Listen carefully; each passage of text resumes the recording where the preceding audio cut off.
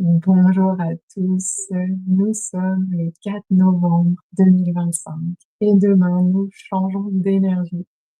Nous entrons dans l'énergie de la clé 1, la première clé des 64 clés, le premier hexagramme des 64 hexagrammes du Viking, la première porte des 64 portes du design humain. Nous y entrerons le 5 pour en sortir le 11-11. Nous y entrons avec la pleine lune du 5 et nous en sortons avec le portail du 11-11. Autant vous dire que c'est une clé qui peut dépoter, d'autant plus qu'au-delà de ce numéro 1 dont je vais vous parler un petit peu plus, elle fait partie du cercle du feu. Le cercle du feu, c'est un cercle de codon, donc en clé génétique, qui est composé de 2 clés, la clé 1 et la clé 14. La clé 14 étant la clé des prodiges. Elle est aussi en lien avec la porte 8 de la splendeur, donc elle fait un canal, le canal de l'inspiration en design humain avec la porte 8. Et elle est reliée, sa partenaire de programmation, c'est la clé numéro 2. La notion de partenaire de programmation, elle vient d'une d'une réunion des opposés. Et on va en parler dans cette clé. C'est une clé très en lien avec la dualité. C'est une clé qui parle de polarité.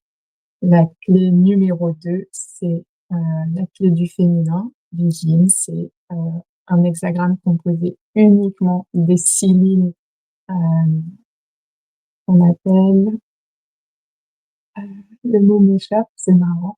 Bon, on a des lignes continues dans le yang et des lignes avec un petit espace, elles sont découpées. Bon, tant pis pour la visualisation, ça m'échappe à cet instant. Et donc, la clé numéro 1 dans laquelle nous entrons demain est la clé du yang, composée dans son hexagramme de 6 lignes continues. Et elle est en opposition, donc là on est dans l'énergie du scorpion avec cette clé numéro 1 dans le yang, elle est en opposition, cette clé-là, à la clé du yin qui est dans le taureau et dans laquelle on passera dans 6 mois. Ça peut vous aider à saisir la notion de partenaire de programmation. Elles vont ensemble, cette clé 1 et cette clé 2.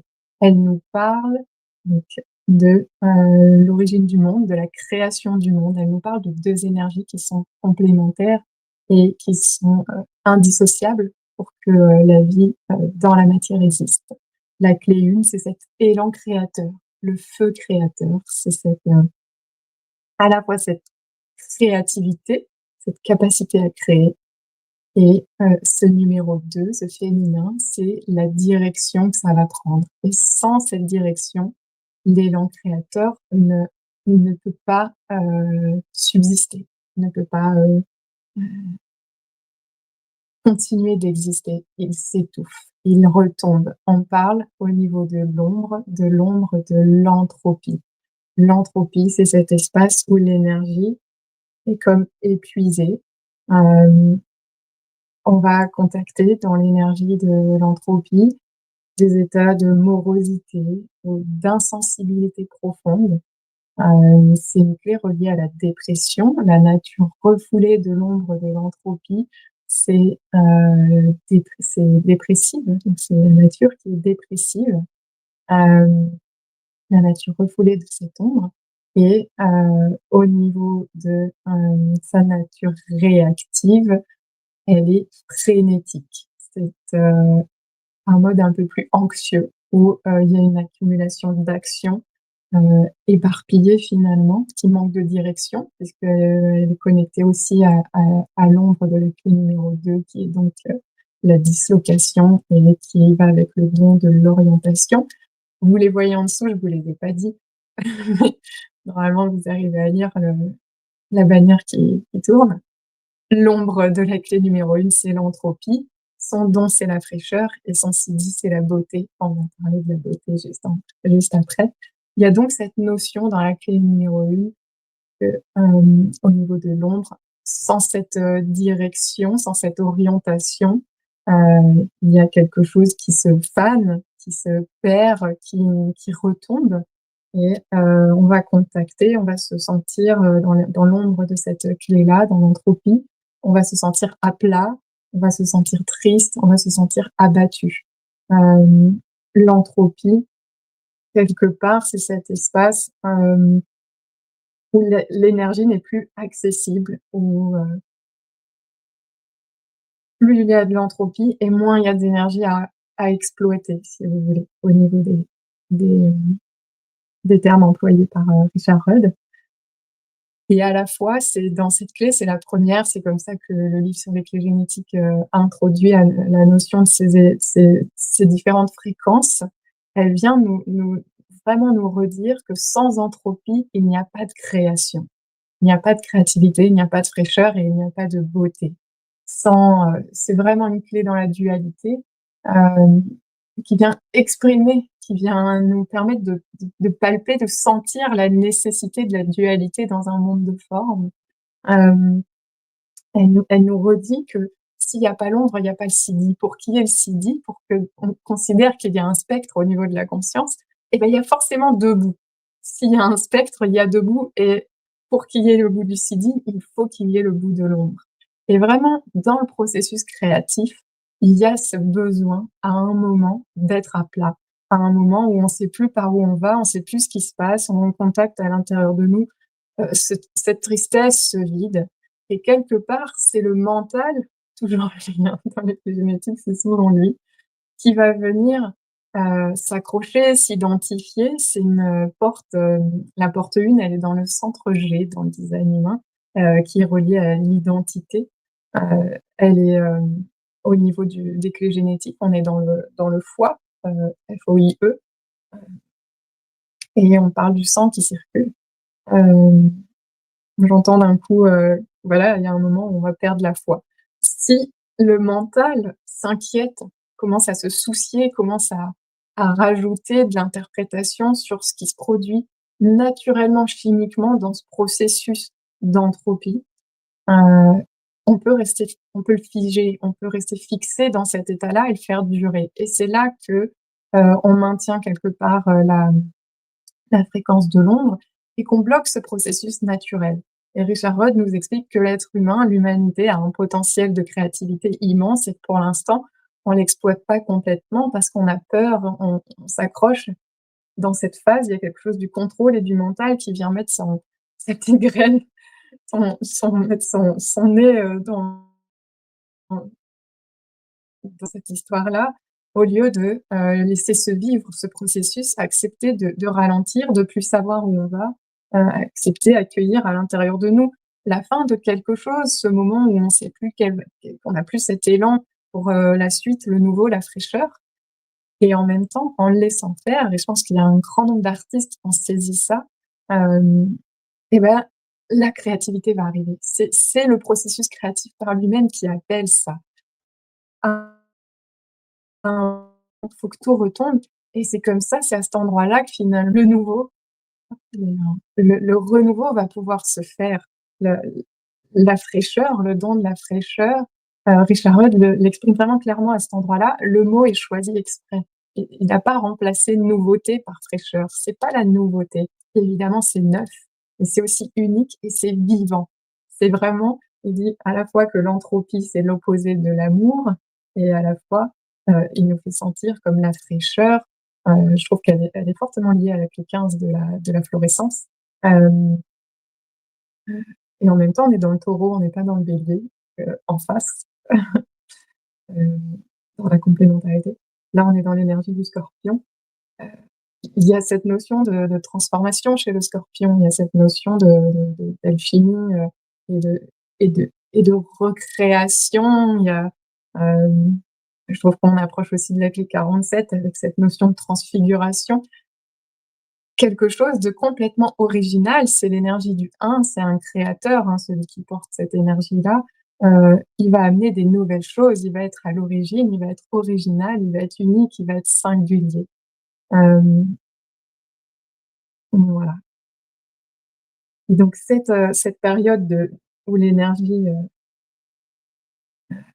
est comme, plus à plat, elle va à la fois venir réveiller ce feu qui vient ensuite. Ils vont par pair dans la durée, si on prend un temps linéaire Et il y a vraiment cette idée dans cette clé et pour toutes les autres, mais c'est dans celle-là qu'on en parle, que donc l'entropie est un moyen pour mobiliser ce souffle créatif et il y a quelque part l'exploitation et l'acceptation de l'énergie latente de chaque ombre. Dans chaque ombre, donc pour chaque clé, l'ombre possède une énergie latente. Elle vient, cette énergie, elle est comme densifiée, elle est contractée et quelque part, il y a quelque chose à aller libérer, pour, faire exploser son potentiel et c'est ça la proposition de Richard Roth dans la contemplation. Là, on va vraiment être dans cette énergie-là pendant quelques jours de comment, ça explose à un moment, comment le feu créatif, va transformer, va amener quelque chose de nouveau, mais aussi donc de frais dans le monde. Il explique que l'insensibilité est un état de conscience extrêmement fertile, qui a une fonction chimique. Il nous dit qu'on n'est pas égaux par rapport à nos métabolismes, par rapport à notre bagage génétique, et même au sein d'une fratrie, il y aura des différences, hem, en termes de sensibilité, en termes de tendance à l'entropie ou de terrain dépressif ou pour toutes sortes d'ombres, il y a différents terrains, différents diagnostics et différents niveaux, si vous voulez. Et il explique que les personnes plus sensibles, moi je pense aux artistes, hein, je sais pas si c'est une étiquette, les créateurs, les créatifs, vont être plus enclins à la mélancolie. Et ces phases de mélancolie sont, une source illimitée à la créativité, à l'expression. Dans cette clé, il y a, il nous explique une fois qu'on bascule au niveau du don, quand arrive la la la nouveauté à l'intérieur de nous, elle vient avec un besoin d'expression. D'un coup, on s'est laissé traverser, on a épousé cette faible fréquence, cette fréquence de l'ombre et la joie revient complètement naturellement. C'est le processus naturel, c'est nos fonctions chimiques permettent ça et elle vient avec le besoin d'expression. La joie vient avec le besoin d'expression par la voix ou par, de l'art et tout ce qui va émerger de cette torpeur est absolument neuf et animé. C'est pour ça qu'il parle de fraîcheur et qu'il dit que c'est vivant, c'est animé, ça brûle d'un feu intérieur qui vient d'un autre monde. Comme si pendant qu'on était enfermés, en termes de fréquence, donc en termes de niveau de conscience, on vivait cette entropie et on savait plus ce qui se passe. Il y a eu comme une déconnexion qui se fait des autres mondes et des autres dimensions et quelque part, sans s'en rendre compte, il y a comme en hiver, les graines sous la terre, il y a la vie qui est en train de se rebrancher sur une nouvelle saison, une nouvelle année qui commence, un nouveau printemps et hem ça va venir avec, cette expression, cette créativité. J'ai perdu mon fil, il y avait une idée que j'avais trouvée chouette. Hem et c'est donc cette énergie-là qui vient accompagner la direction. C'est l'élan énergique dont on a besoin pour réussir à aller dans la direction que la clé numéro 2 va apporter. Donc c'est ce mariage entre le l'énergie du masculin et du féminin. On n'est pas dans le concept. Je perds certains mots, c'est pas très grave. Hem, voilà, elle nous explique au niveau de l'ombre qu'on va se débattre avec cette nature imprévisible de cette météo intime, mais au lieu de, voilà, de se laisser, suivre, tout ça, si on cherche à comprendre, à justifier, à réparer, on va pas pouvoir résoudre. Il faut sortir du mental et dans l'immobilité, il y a une gestation intérieure. Hem, il y a des étapes naturelles, voilà, je vous partage mes mots clés et en même temps cette résolution, donc il y a un déni qui est collectif par rapport à ces étapes naturelles et que l'espèce pourrait être plus créative. Mais la résolution, elle va se passer au niveau individuel uniquement. Il va même jusqu'à dire que c'est sans assistance. Je pense qu'il y a des cadres et des concepts, des contextes qui peuvent aider et il le dit d'ailleurs quand, on est au niveau du don, pour pouvoir exprimer ce don de la fraîcheur, on a besoin d'un environnement qui va être propice pour fleurir. Un environnement qui a un esprit ouvert et qui saura nous mettre en avant quand il aura capté que tac, le la la nouveauté, la fraîcheur est là et que c'est le moment d'être mis en avant pour pouvoir la partager dans le monde. Et puis, il y a cette idée que les fleurs fanent sans tarder et qu'il y a ces personnes qui portent cette clé doivent aussi savoir à quel moment se retirer. D'ailleurs, elles vont le sentir à l'intérieur. Une fois qu'il y a eu ce moment de brillance, de rayonnement dans le bon sens du terme, où on a amené dans le monde cette nouveauté qui nous a traversés, hop, il y a, à se retirer parce que de la même façon que cette chaleur et cette nouveauté, ce feu qu'on a amené dans le monde, a attiré et a permis de nourrir les autres, ces personnes qui ont cette clé une, quand elles basculent dans l'entropie, elles vont faire comme un trou noir ou un vortex pour, le groupe et donc elles ont besoin de sentir à quel moment, hop, j'ai une énergie que je partage dans le groupe qui va fleurir. Et là, c'est le moment de me retirer parce que l'entropie arrive et je risque de faire trou noir pour le groupe. Il y a cette idée que ce trou noir se traverse seul et que c'est le trou noir pour le trou blanc. C'est le trou noir de l'entropie qui amène le trou blanc de la fraîcheur et c'est cette fraîcheur que Richard invite à amener dans le monde. Heu, Sans compromis et sans, y aller de façon trop volontaire. C'est-à-dire que le mental, avec sa volonté, il peut dire: «Non, crée encore, viens, on va chercher une idée, là, on allez, allez, il y a un autre truc qui va arriver». Non, pas de compromis et pas de forçage avec la volonté. Hem,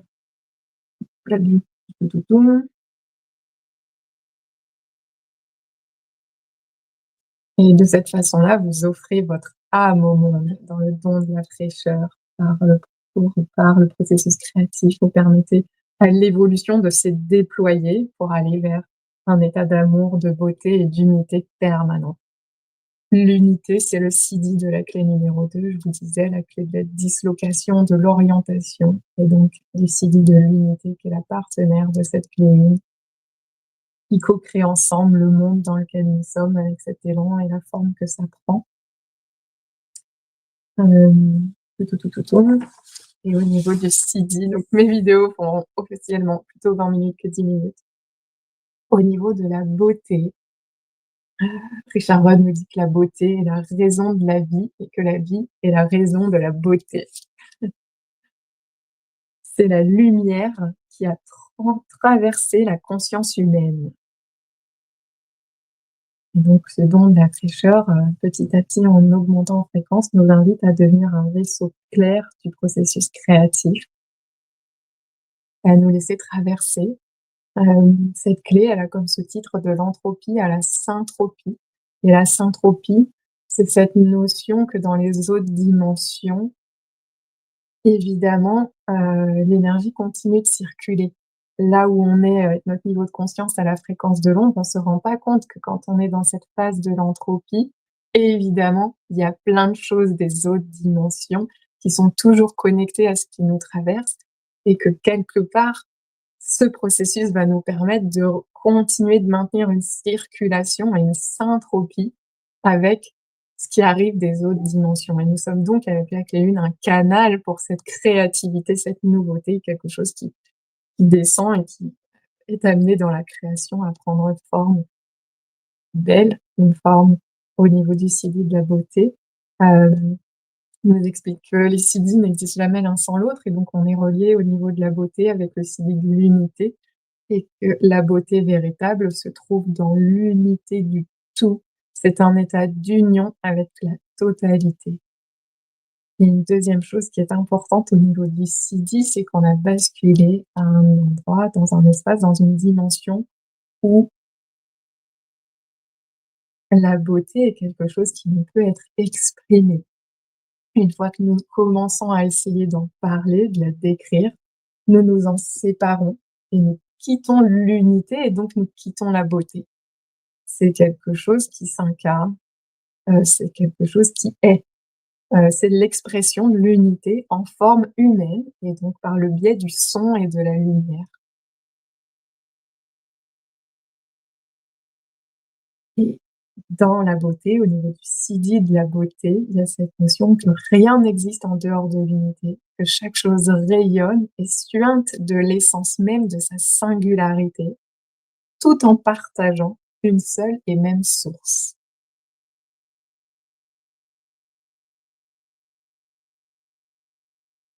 C'est, quelqu'un qui va incarner ce sidi, qui aura atteint le niveau sidique dans cette clé-là. Ça va être le symbole d'une nouvelle orientation pour l'humanité. C'est quelqu'un qui sera une grande source d'inspiration et ça peut être quelqu'un qui va être aussi source de jalousie ou de répression. Dans la mythologie, on explique que c'est, des qualités qui sont uniquement réservées aux dieux et on parle donc de cette force masculine primordiale, créative de notre univers, qui est incarnée dans le lingam. La beauté est en même temps notre nature, dans notre banalité absolue et notre caractère tout à fait extraordinaire.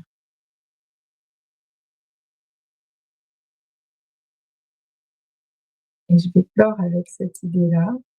Quand le feu divin intérieur se libère dans notre génome, nous accédons au pouvoir miraculeux.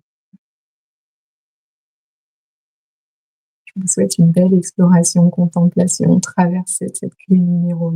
Je vous remercie de m'avoir écouté. Vous pouvez observer quand est-ce que vous avez, un élan, de la motivation, quand est-ce que vous avez envie et quand est-ce que vous êtes à plat et voir ce que ça change pour vous d'accueillir ces moments de vous êtes à plat, bah, OK, vous êtes à plat. Prenez, voir si votre vie vous permet d'accueillir ces temps-là. Est-ce qu'il faudrait peut-être changer dans votre vie, peut-être à un niveau collectif pour pouvoir accueillir ces choses-là? Sans trop rentrer dans le mental, peut-être que ce sera des temps réservés à ça et puis le reste du temps à voilà, sentir, que votre process se poursuit. Où est-ce que vous en êtes entre entropie, fraîcheur et beauté? Profitez-en et rappelez-vous que vous êtes beau. Merci.